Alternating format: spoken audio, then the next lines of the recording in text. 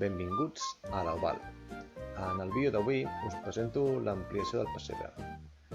Aquesta ampliació la vaig fer l'any passat, però el temps em va tirar a sobre i em va ser impossible editar-lo i publicar-lo per les dates nadalenques de l'any passat. Tenia més de 5 hores de gravació i per tant al final vaig decidir posposar la seva publicació i deixar-ho per aquest any. Així que, sense més dilacions, som-hi amb el vídeo. Per començar l'ampliació vaig agafar una placa de poliestirè extruït que es fa servir per aïllar en la construcció i la vaig tallar a les mides que volia per fer la base. I amb una mescla de cola blanca i aigua vaig enganxar tires de paper de diari per crear-hi una base prou sòlida a partir de la qual poder començar a fer el pessebre.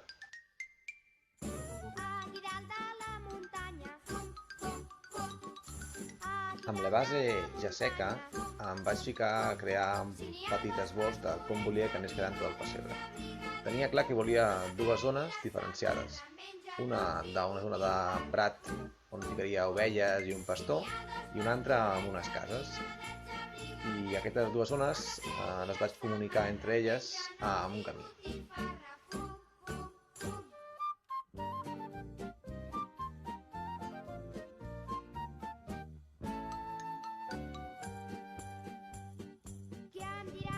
Amb el mateix poliestirè que havia fet la base, vaig fer uns rectangles per començar a donar forma a les cases. Seguidament vaig fer una mica d'encaix a la base per fixar les cases i que aquestes no caiguessin. També vaig dibuixar una primera proposta de distribució de les finestres i les portes de les cases.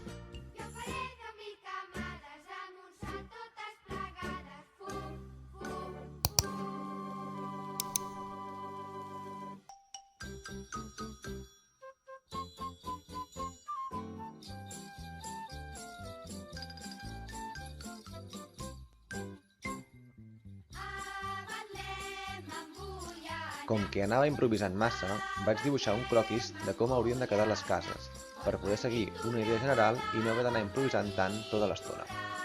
La casa de la dreta la volia fer d'un estil, podem dir-ne, més tradicional, amb la cantonada, els frontons de les portes i les finestres de pedra i la façana pintada. Així que amb el soldador vaig cremar el poliestirè per donar-li textura i millorar el realisme al moment de pintar-ho.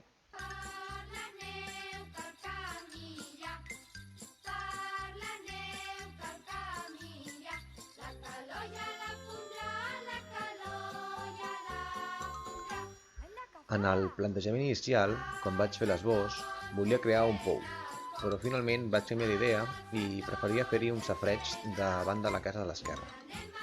Així que per accedir-hi a la casa s'havien de fer unes escales que permetessin pujar directament a la primera planta.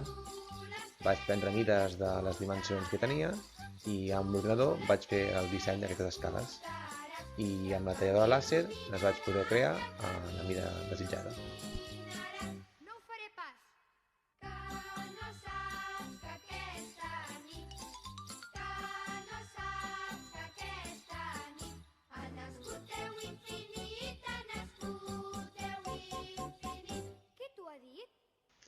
Amb tots els espais més o menys definits, era el moment d'unir-ho amb el pessebre que ja tenia.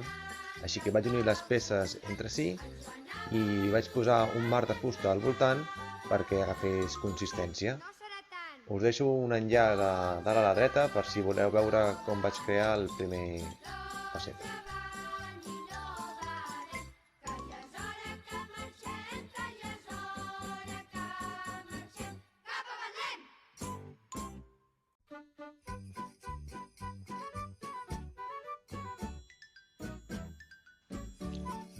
Amb les escales col·locades al seu lloc, era el moment de muntar el safareig, així que amb uns retalls de poliestirè li vaig donar forma a l'estructura. Volia experimentar una nova tècnica d'acabat. Volia donar-li una textura com de terracota, així que a la casa de l'esquerra li vaig fer una primera capa de guix perquè obtingués aquesta textura com d'arena. En canvi, a la casa de la dreta, la textura ja l'havia donat amb el soldador i només calia pintar-la.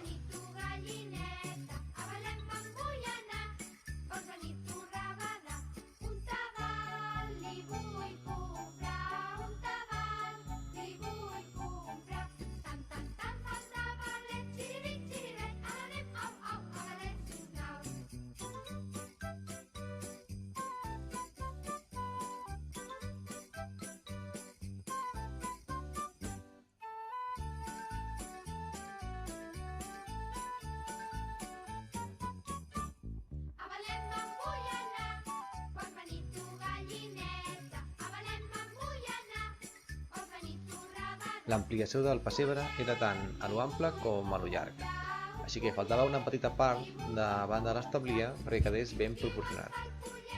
Aquesta ampliació havia de ser una continuació del camí existent a l'altra part, així que només era qüestió de pintar-lo i integrar-lo el millor possible. Amb l'estructura de l'escala ja seca, tocava enganxar tots els esglaons, els quals també vaig haver de dissenyar i retallar amb la talladora làser.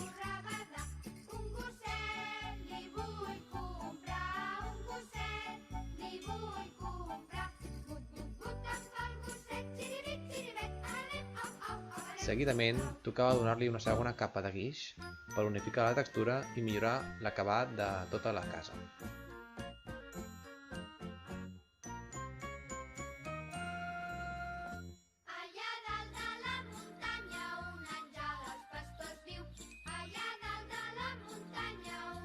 Amb el guix ja sec, vaig agafar paper de vidre per eliminar els petits desperfectes i deixar el mateix gruix en tota la façana. Posteriorment, amb una mescla de terra, cola i aigua, vaig pintar-ho tot per donar-li un color d'una casa feta de terracota. Aquesta terra de la mescla la vaig obtenir de triturar terra comuna del bosc amb el molí de boles. Us deixo un enllaç per si voleu veure com vaig fer aquest molí. Tinc un vídeo de fa temps. I posteriorment, amb una malla, vaig separar la terra ja triturada de les pedres que quedaven en la mescla.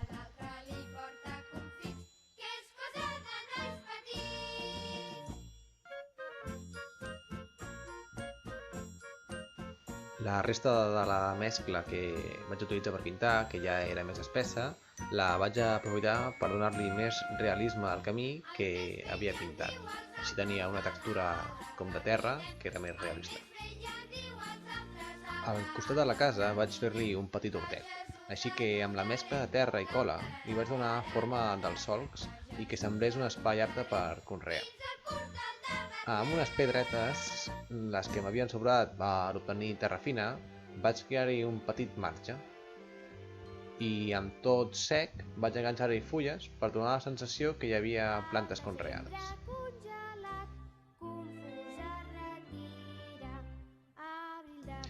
Amb la zona de les cases bastant avançada, tocava posar-me en la zona d'herba on volia posar-hi un pastor o amb un petit ramat. Volia crear-hi un arbre i a la resta de la zona, herba.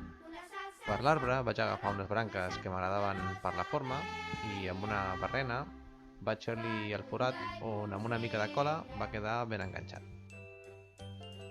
Per les fulles vaig anar enganxant-li molsa en les diferents branques fins que va tenir un aspecte d'arbre que em satisfeia.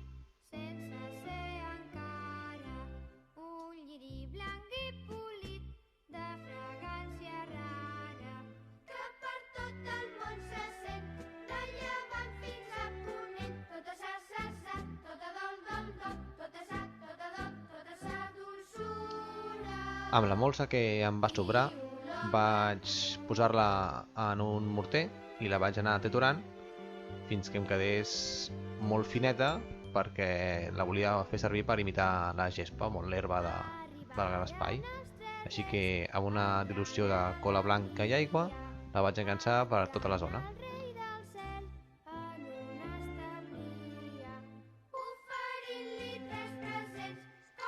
Vaig posar una línia de pedres al llarg de tot el camí per així poder diferenciar l'espai del camp de pastura del propi camí.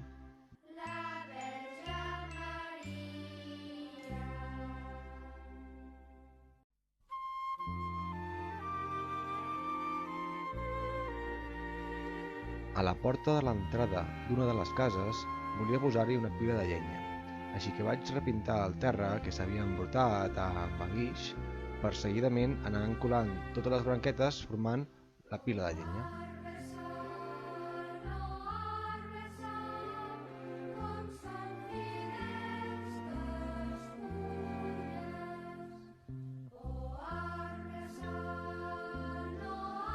Per fer la teulada de la casa de la dreta volia crear-hi una d'una sola vessant.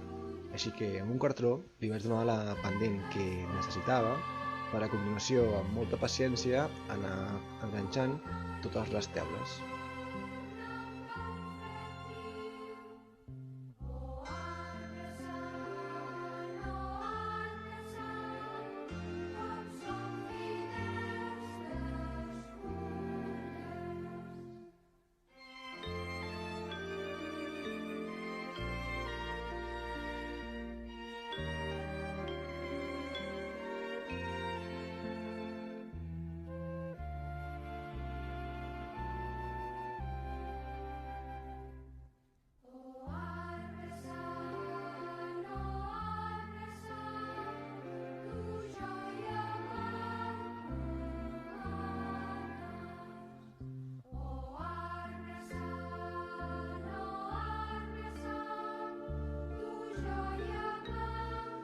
Amb la teulada ja acabada, tocava col·locar els porticons i portes de les cases.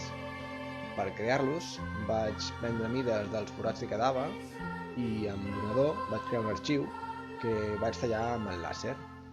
Amb la fusta ja tallada i crua, el que vaig fer va ser un cúter, donar-li la forma dels llistons i després alguns talls aleatoris per donar-li com una forma d'un cert desgast, i quan ja tenia la textura feta tocava ficar-me a pintar-les per donar-li un color més marronós i més antiquat.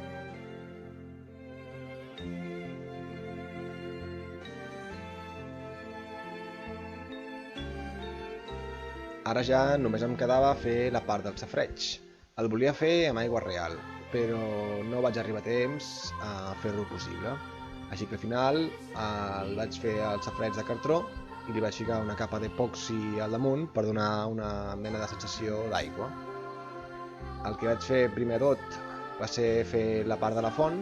Com veieu, la vaig fer amb Porexpan i li vaig fer una primera capa de guix per seguidament ja amb el guix sec donar-li una capa de color que em serviria de fons per després a l'hora de col·locar totes les rajoletes no quedés el color blanc del guix al darrere. I ara, com esteu veient, seguidament vaig anar col·locant totes les peces de totxanetes a la font per donar-li una textura definitiva.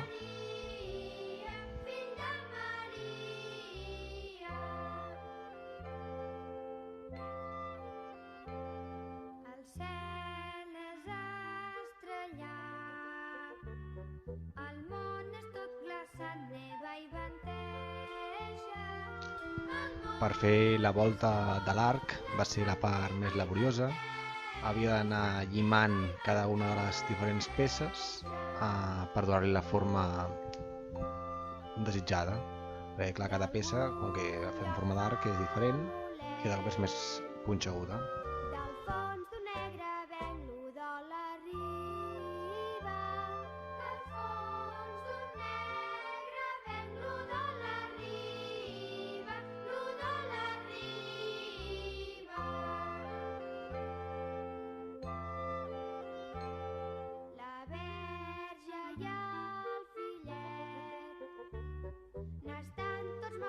Amb l'arc de la font ja al seu lloc, només em quedava prendre mides del cartró que havia de ser la base del safareig i ho vaig fer anant provant, anava mesurant, anava tallant fins que em va encaixar i vaig poder prendre les mides correctament.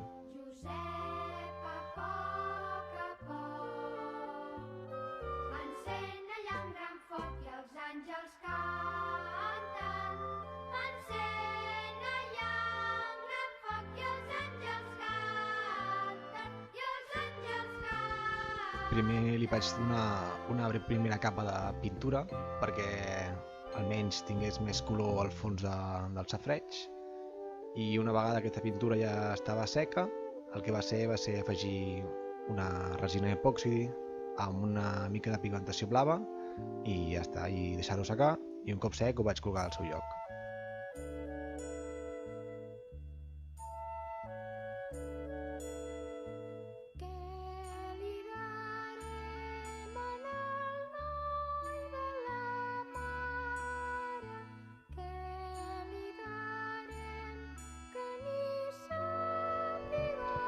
I així és com finalment ha quedat el pessebre amb la seva ampliació. Espero que us hagi agradat.